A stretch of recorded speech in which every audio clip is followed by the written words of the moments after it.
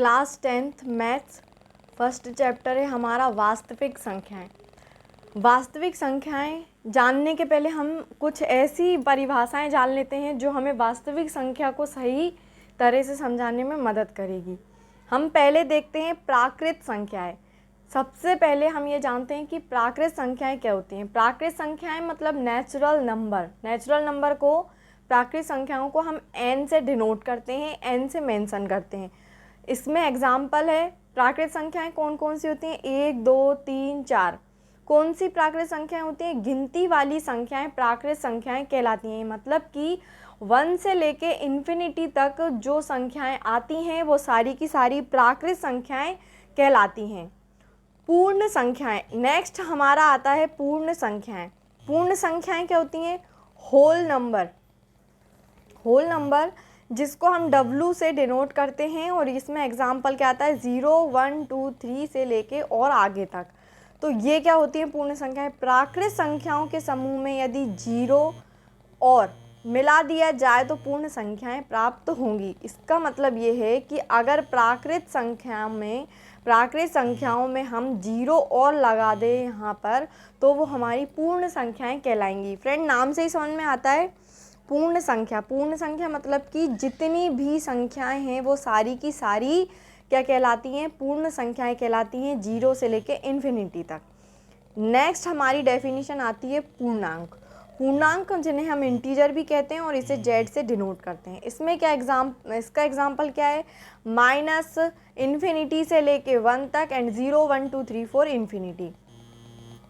Friend, मतलब पूर्णांक integer क्या होता है कि पूर्ण संख्याओं के समूह, यानी कि ये जो हमने पढ़ा था पूर्ण संख्याओं के समूह में यदि प्राकृत संख्याओं के ऋणात्मक अंक और मिला दिए जाएं तो पूर्णांक प्राप्त होंगे। मतलब क्या है कि जो हमने पूर्ण संख्या पढ़ी, पूर्ण संख्या हमने 0 से लेके इन्फिनिटी तक पढ़ा, अगर उसी में हम प्राकृत संख्याएं जो हमने पहले पढ़ा था नेचुरल नंबर, अगर हम उसमें और जोड़ दें तो वो भी ऋणात्मक में। नेचुरल नंबर प्राकृतिक संख्याएं कौन सी, ऋणात्मक वाली, तो वो हमारी क्या कहला जाएगी, पूर्णांक कहला जाएगी। जैसे कि ये माइनस लगा दिया गया है नंबर के आगे, संख्या के आगे, तो ये हमारा क्या हुआ, माइनस से लेके प्लस तक की जो संख्याएं होती हैं यानी सारी की सारी वो पूर्णांक होते हैं। पूर्ण अंक, सारे के सारे ही संख्याएं, सारी की सारे अंक। अब पूर्णांक हमारे दो प्रकार के होते हैं, एक धनात्मक होता है और एक ऋणात्मक होता है। तो धनात्मक मतलब क्या, मतलब नाम से ही समझ में आ रहा है कि प्लस, शून्य से बड़े वाले, शून्य से बड़े यानी कि जो भी प्लस में है वो सारे शून्य से बड़े हैं, तो वो हमारे क्या कहलाएंगे, धनात्मक पूर्णांक कहलाएंगे। नेक्स्ट हमारा क्या आता है ऋणात्मक। तो ऋणात्मक पूर्णांक कौन से होते हैं, जो शून्य से छोटे होते हैं, यानी कि जो माइनस में होते हैं। जो माइनस में होंगे वो 0 से छोटे होते हैं और ऋणात्मक पूर्णांक कहलाते हैं। नेक्स्ट हमारा आता है परिमेय।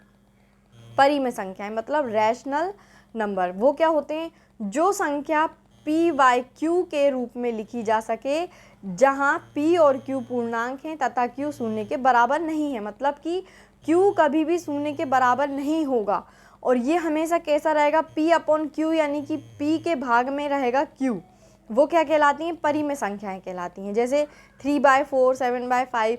तो अब ये जो कंडीशन हमें दी गई है कि q is not equal to 0, यानी कि q शून्य से बराबर नहीं होगा, तो इसका ये मतलब है कि कभी भी नीचे डिनोमिनेटर में, यानी कभी भी नीचे हर 3/4 जैसे यहाँ लिखा है ऐसे 3/0 कभी नहीं होगा। क्यों, अगर अपॉन में जैसे 3/0 आया तो इसका क्या मतलब हुआ, ये पूरा का पूरा 0 हुआ। जब वो 0 हो जाएगा तो वो नंबर कुछ उसमें बचेगा ही नहीं।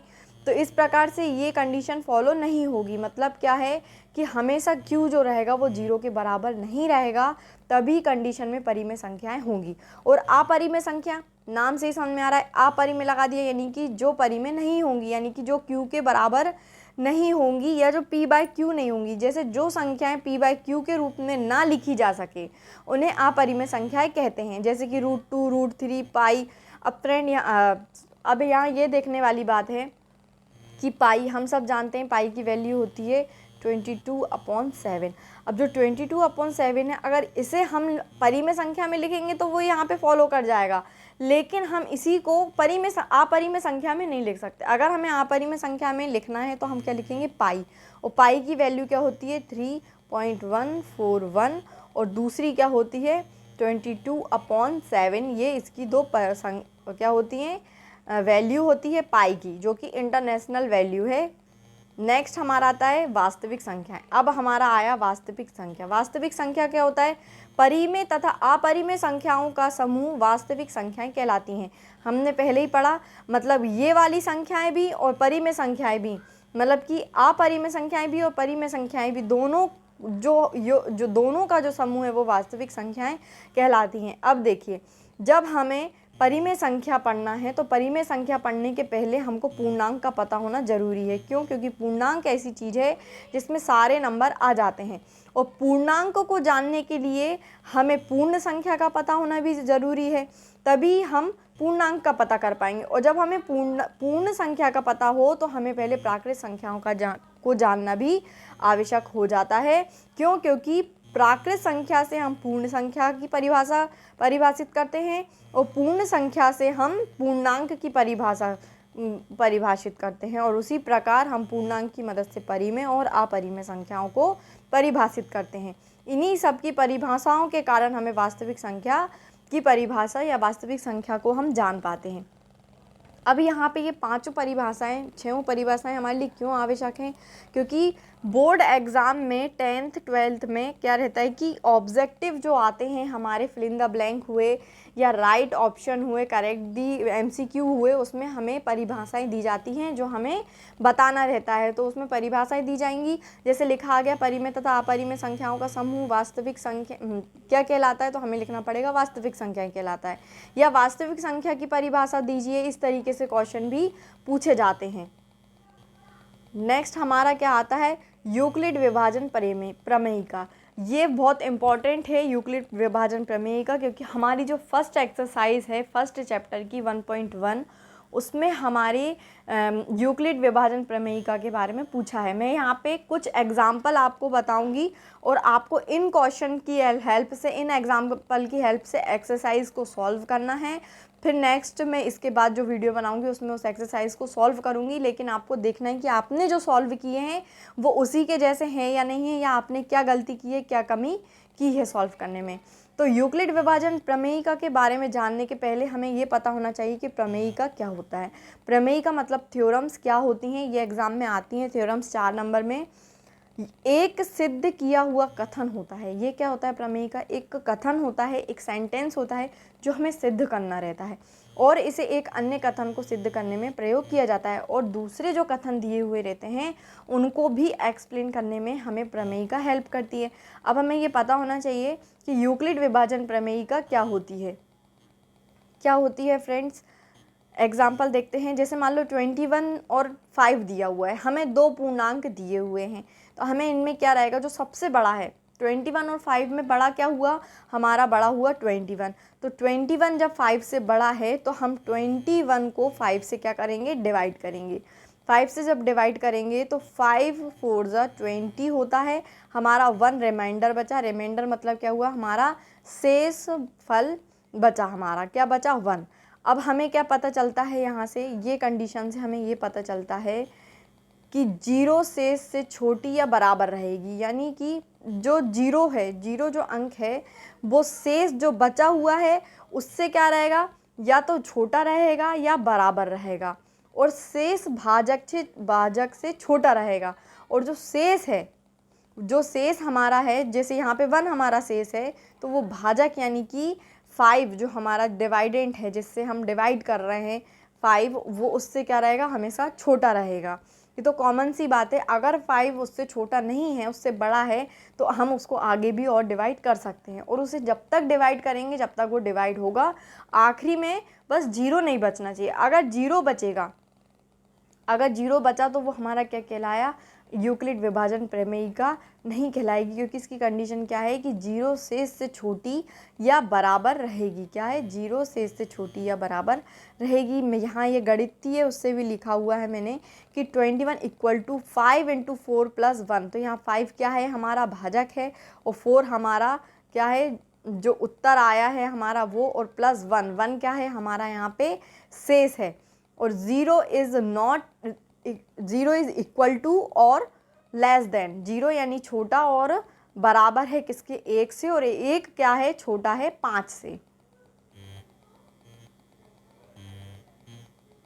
तो इससे हमें क्या पता चलता है कि इसको अब इस थ्योरम के उससे देखते हैं। मान लो एक a है, जैसे हमारा वहाँ पे क्या था 21 था, तो 21 की जगह हमने a ले लिया। क्यों? क्योंकि 21 बड़ा था, यहाँ पे a बड़ा है, इसलिए इसमें ये वाला साइन लगा हुआ है ग्रेटर देन का। और b हमारा क्या है, छोटा है। तो जब हम a का डिवाइड b से करेंगे तो q आना चाहिए और r बचना चाहिए, r यहाँ पे है ना। तो ये कौन सी आइडेंटिटी निकालेगी, a equal to B Q plus r। और इससे हमें क्या मिलेगा, 0 इज लेस देन और equal to r and less than b। Okay, दो धनात्मक पूर्णांक कौन कौन से हमारे पास, a और b दिए रहने पर ऐसी अद्वितीय पूर्ण संख्याएं q और r विद्यमान हैं कि a equal to P Q plus r, जहाँ शून्य r से छोटी या बराबर है और r b से छोटा है। ये हमने यहाँ पे देखा हुआ है कि शून्य से r क्या है, या तो शून्य है, सॉरी, या तो छोटा है या बराबर है। और जो b है हमारा, b यानी कि क्या है, हमारा जो भाजक है वो इस r से क्या है, हमारा छोटा है। अब हम देखते हैं यूक्लिड विभाजन एल्गोरिथम। यूक्लिड विभाजन एल्गोरिथम जानने के पहले हम ये पता करते हैं कि आखिर एल्गोरिथम क्या होता है। तो एल्गोरिथम क्या होता है, सुपरिभाषित चरणों की एक श्रृंखला होती है जो एक विशेष प्रकार की समस्या को हल करने की एक प्रक्रिया या विधि प्रदान करती है। कुल मिला के एक फॉर्मेट जो हमें किसी भी क्वेश्चन को सॉल्व करने के लिए चाहिए रहता है, वो एल्गोरिथम कहलाता है। ओके, नेक्स्ट, दो धनात्मक पूर्णांकों मान लीजिए c और d, c is greater than d का HCF ज्ञात करने के लिए, HCF क्या होता है, महत्तम समावर्तक हिंदी में बोला जाता है इसको, हमें यहाँ पे ये निकालना है। अब फ्रेंड्स यहाँ पे हमें कन्फ्यूज़न ये आता है, हमें पता कैसे चलेगा, कोई भी क्वेश्चन दिया है तो हमें कैसे पता चलेगा कि वो यूक्लिड विभाजन प्रमेय का है या यूक्लिड विभाजन एल्गोरिथम है। तो फ्रेंड याद रखना, अगर आखिरी में आप सॉल्व कर रहे हो, उसको डिवाइड करते जा रहे हो और 0 नहीं आ रहा है, 0 अगर नहीं आ रहा है तो प्रमेय का हुआ, और अगर 0 आ रहा है तो वो हमारा एल्गोरिथम होगा। अब देखिए कि एल्गोरिथम को सॉल्व करने के लिए कुछ चरण हैं, इसमें 3 चरण हैं। तो पहला चरण क्या कहता है, सी और डी के लिए यूक्लिड विभाजन प्रमेय का प्रयोग करके क्यू और आर ज्ञात करते हैं। सबसे पहले क्यू और आर ज्ञात करेंगे कि C equal to D Q plus R, या 0 लेस देन और equal to R and less than D हो, जो हम पहले भी प्रमेयिका में पढ़ चुके हैं। प्रमेयिका ये लिखा ही हुआ है, यूक्लिड विभाजन प्रमेयिका में हम जो किए हैं वो यहाँ पे हमें करना है। नेक्स्ट हमारा चरण क्या होगा, यदि r इक्वल टू 0 है तो d पूर्णांकों c और d का HCF है। तो जो d है वो c और d का क्या हुआ, HCF हुआ। c क्या है हमारा यहाँ पे, जिससे हमें डिवाइड करना है, और d क्या होगा हमारा, जिसे हम डिवाइड करेंगे, वो हमारा d कहलाएगा। ठीक है, यानी c हमारा बड़ा रहेगा और d हमारा छोटा रहेगा। जैसे हमने फर्स्ट एग्जांपल जो देखा था 21 और 7 का, 21 एंड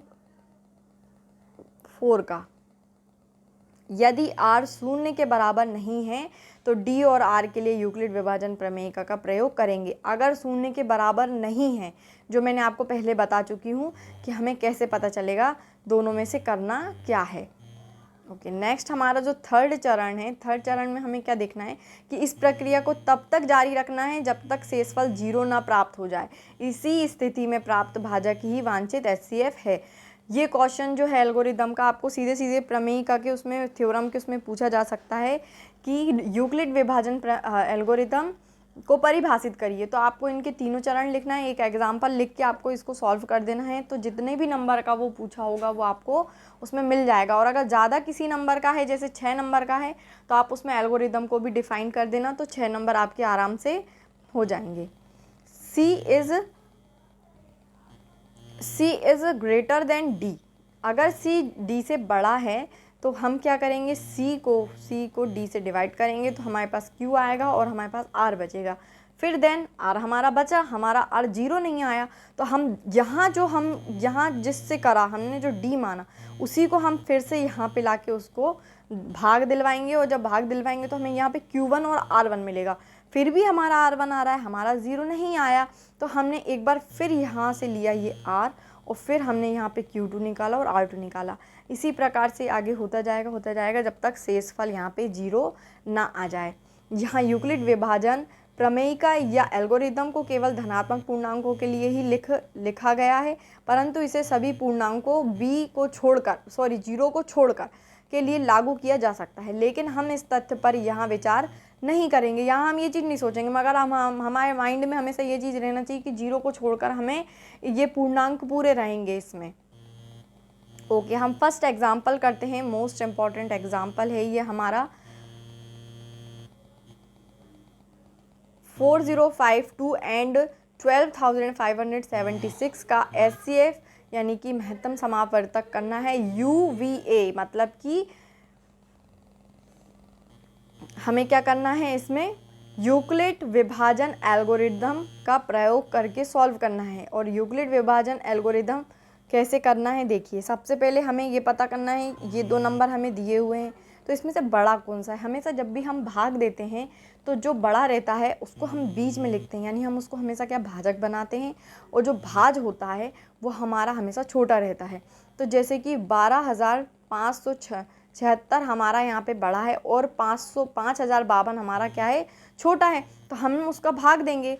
जब हमने भाग दिया 4052 का, तो वो 3 बार में जा रहा है, कितना, 12,156 में। फिर हम उसका क्या करेंगे, फिर 520 इसका शेष बचा। जब 520 शेष बचेगा तो हम फिर से इसको इससे भाग देंगे, तो हमारा 272 शेष बचेगा। जब हमारा 272 शेष बचा तो फिर हम 420 से देंगे। फिर जब हमने 420 से दिया तो हमारा 141 बचा। जब हमारा 141 फिर बचेगा तो हम 272 से फिर से भाग देंगे, फिर हमारा 124 बचा। इस तरीके से करते करते हमारे पास शून्य आ रहा है, कितने, 6 स्टेप में, 6 बार में हमारा शून्य आ रहा है। तो अब यहाँ पे नोट करने वाली बात क्या है कि हमने जब पहली बार किया, हमको फॉर्मूला ये याद रखना है कि C equal to D Q plus R. तो D हमारा यहाँ पे, C हमारा ये है, ये आया हमारा C, फिर हमारा D क्या है, ये है, तो हमने यहाँ पे ये लिखा। फिर हमारा Q क्या है, 3 है, तो हमने इंटू 3 लिखा। फिर R हमारा 420 आया, तो हमने 420 लिखा। तो इससे हमें क्या पता चला कि R is not equal to 0, यानी कि R जीरो के बराबर नहीं है, और R हमारा क्या दिया हुआ है, 420 दिया हुआ है। इसी तरीके से हमारी जितनी भी स्टेप बनी है, 4052, 420, 272, 141, 124, ये हमने पूरी ऐसे ही लिखनी है। ये हमें पूरा डिफाइन करना है इसको कि R is not equal to 0, R is not equal to 0। लेकिन जो हमारी आखिरी स्टेप है जिसमें हमारा शून्य आया है, हम उसको फिर लिखेंगे, और ये हमारा सॉल्व हुआ, ये हमारा क्या हो गया, सॉल्व हो गया। तो इससे हमें हमारा SCF क्या निकला, हमारा SCF निकला क्या, 4। क्या SCF निकला हमारा, 4 SCF निकला। नेक्स्ट करते हैं, हमारा नेक्स्ट क्वेश्चन क्या है, हमारा नेक्स्ट एग्जाम्पल है, दर्शाइए 2 प्रत्येक धनात्मक सम पूर्णांक। दर्शाइए दी गई जो हमारी धनात्मक सम है, सम यानी कि हमारा क्या होता है, जो 2 से भाग जाते हैं, जितने भी अक्षर 2 से भाग जाते हैं वो हमारे सारे सम कहलाते हैं, और जो 2 से भाग नहीं जाते वो हमारे विषम कहलाते हैं। तो अब हमें यहाँ पे क्या दिया है, 2Q के रूप का होता है तथा प्रत्येक धनात्मक विषम, ये सम 2Q हुआ और विषम 2Q प्लस 1 हुआ। ऐसा क्यों हुआ, क्योंकि ये हमारा 2 से भाग जा रहा है, लेकिन 2Q प्लस 1 हमारा 2 से भाग नहीं जा रहा, इसलिए ये धनात्मक विषम पूर्णांक हुआ। अब हम इसे हल करने की विधि देखते हैं।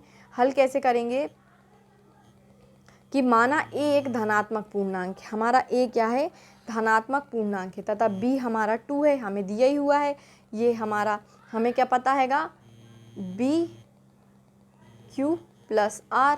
तो हमारा जो B है यहाँ पे क्या है, 2 है, 2 है ऊपर, क्योंकि हमें 2Q दिया है और 2Q प्लस 1 दिया है। तो हमें यहाँ से पता चल गया कि हमारा ये B है, जो 2 दिया हुआ है ये हमारा क्या हुआ, B हुआ।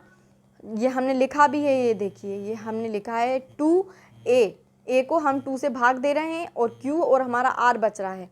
अब देखिए फ्रेंड्स, यहाँ पे जो हमारे R है वो 0 1 कैसे हुआ, क्योंकि हमें पता है कि हमारा 2 है, और 2 के पहले के जितने भी अक्षर होते हैं, जितने भी पूर्णांक होते हैं, वो सारे के सारे हमारे क्या कहलाएंगे, R कहलाएंगे। यूक्लिड विभाजन प्रमेय का से क्या है कि A बराबर 2Q प्लस R, और जहाँ R बराबर 0 या 1 है, 0 या 1 है, ये हमें यहाँ से पता चल चुका है। और हमारी जो हमारी जो इक्वेशन है ये जो हमें दी हुई है, क्या दी हुई है, a बराबर 2q प्लस r। ए के संभव मान r की जगह हम पहले 0 रखेंगे तो हमारा ये आ गया, और फिर हमने 1 रखा तो हमारा ये आ गया। हमें इससे क्या पता चला, यदि a बराबर 2q तब यह एक सम संख्या होगी, क्योंकि यहाँ दो एक गुणनखंड है, दो क्या है हमारा गुणनखंड है, और हमें यहाँ से पता चला कि a इक्वल टू 2q, तब यह मान एक सम संख्या होगी। क्यों हुई, क्योंकि दो से गुणनखंड हो रहा है और सम संख्या दो से होती है। साथ ही एक धनात्मक पूर्णांक या तो सम हो सकता है या विषम, कोई भी धनात्मक विषम पूर्णांक 2q प्लस 1 के रूप में होगा। मतलब जो दो से भाग नहीं जा रहा वो हमारा धनात्मक विषम होगा, और जो दो से भाग जाएगा वो हमारा धनात्मक पूर्णांक सम होगा। ओके, अब नेक्स्ट क्वेश्चन, हमारा नेक्स्ट एग्जाम्पल, थर्ड एग्जाम्पल, दर्शाइए कि ये एक धनात्मक विषम पूर्णांक 4q प्लस 1 या 4q प्लस 3 के रूप का होता है, जहाँ q एक पूर्णांक है। तो हमें दो इक्वेशन ये दी गई है, 4q प्लस 1 और 4q प्लस 3। इधर से हमें क्या पता चलता है कि हमारा जो b है, हमारा b क्या है, 4 है, और हमें r की वैल्यू दी है, एक दी हुई है, एक 3 दी हुई है। हम किसको लेंगे, हम r की वैल्यू 3 को लेंगे। माना a एक धनात्मक विषम पूर्णांक है तथा b हमारा 4 है, जो हमें यहाँ से और यहाँ से मिल चुकी है। तो अब हमें यहाँ पे देखिए, ये हमारा सॉल्यूशन है जो है, रफ वर्क जो है हमारा, कि 4 को हम a से भाग देंगे तो हमारा q आएगा और हमारा शेष r बचेगा। और हमारा जब b 4 है तो हमारा जो हमारा r है वो 3 तक है, ये हमारा जो r है ये 3 तक है। कैसे, हमें कैसे पता चला, हम जानते हैं b q प्लस r, तो हमारा r यहाँ पे क्या दिया हुआ है, हमारा r 3 दिया हुआ है। तो 3 के आगे कितने नंबर है, 0 1 2 3, 3 अक्षर है, 4 अक्षर हैं हमारे। तो हमारा जो प्रमेयिका जो है हमारी वो क्या है, उसके द्वारा a equal to 4q plus r, ये हमारी आइडेंटिटी हमें पता है, a equal to 4q plus r। हमने r इसलिए लिखा क्योंकि r हमारे पास की 4 वैल्यू दी हुई है, और 4 हमने इसलिए लिखा क्योंकि हमारे पूरे इक्वेशन में दो जगह जो इक्वेशन दी है वो पूरी 4 लिखी हुई है, और 4 हमारी क्या है यहाँ पे b है। a के संभव मान कैसे हुए, हमने r की जगह पहले 0 रखा तो ये आया, फिर 1 रखा तो 4q प्लस 1 आया, 2 रखा तो 4q प्लस 2 आया, 3 रखा तो 4q प्लस 3 आया। जिससे हमें क्या पता चला, चूँकि a एक विषम पूर्णांक है, a क्या है हमारा विषम पूर्णांक है, क्वेश्चन में ही बोला है, तो यह 4q या 4q प्लस 2 के रूप का नहीं हो सकता। क्यों नहीं हो सकता, विषम पूर्णांक कभी भी 2 से भाग नहीं जाता, लेकिन हमारा जो 4q है और हमारा जो 4q प्लस 2 है वो 2 से भाग जा रहा है, यानी सम है, तो वो हमारा आंसर नहीं हो सकता। नेक्स्ट, कोई भी धनात्मक विषम पूर्णांक, जो बाकी के जो धनात्मक हैं कौन कौन से हैं, 4q प्लस 1 और 4q प्लस 3, ये हमारे आंसर हुए। क्यों, क्योंकि ये विषम है और हमें विषम ही बताना था, धनात्मक विषम पूर्णांक के बारे में बताना था। यहाँ हमसे यही पूछा गया था कि एक धनात्मक विषम पूर्णांक दर्शाइए। आखिरी हमारा जो एग्जाम्पल है, फोर्थ एग्जाम्पल हमारा क्या दिया हुआ है, एक मिठाई विक्रेता के पास 420 काजू की बर्फियाँ और 130 बादाम की बर्फियाँ हैं। यानी एक दुकानदार है, उसके पास 420 काजू की बर्फियाँ हैं और 130 बादाम की बर्फियाँ हैं। वह इनकी ऐसी ढेरियाँ बनाना चाहता कि प्रत्येक ढेरी में बर्फियों की संख्या समान रहे। यानी ऐसी ढेरी बनाना है कि दोनों की समान रहे, दोनों की जो ढेरियाँ दिखें वो कैसी दिखें, समान दिखें, तथा ये ढेरियाँ बर्फ़ी की परात में न्यूनतम स्थान घेरे। लेकिन वो एक और कंडीशन बोल रहा है कि वो जगह भी कम घेरे। इस काम के लिए प्रत्येक ढेरी में कितनी बर्फियाँ रखी जा सकती हैं, तो इसके हिसाब से हमें बताना है कि प्रत्येक में कितनी ढेरी बनेगी। तो देखिए यहाँ हमारे पास 420 और 130 एचसीएफ करने के लिए दिया हुआ है। अब 420 और 130 में 420 क्या है, हमारा बड़ा है, तो 420 से 20 से हम 130 का क्या करेंगे, भाग करेंगे, डिवाइड करेंगे। तो हमारा 130 133 जा 390, 30 हमारा शेष बचा, 30 बचा, तो हमने फिर 130 यहाँ पे 130 कर लेना, ये गलत है। 130 से हमने क्या करा, भाग दिया, तो फिर हमारा कितना बचा, कितना आया, 120 आया। 120 आया तो फिर हमारे पास 10 बचा, और जब हमारे पास 10 बचा तो फिर हमने 10 से 30 का भाग किया तो हमारे पास 0 आया, और हमारा ये कंप्लीट हो गया। क्यों, क्योंकि हमें जब तक भाग देना है जब तक 0 ना आ जाए शेष में।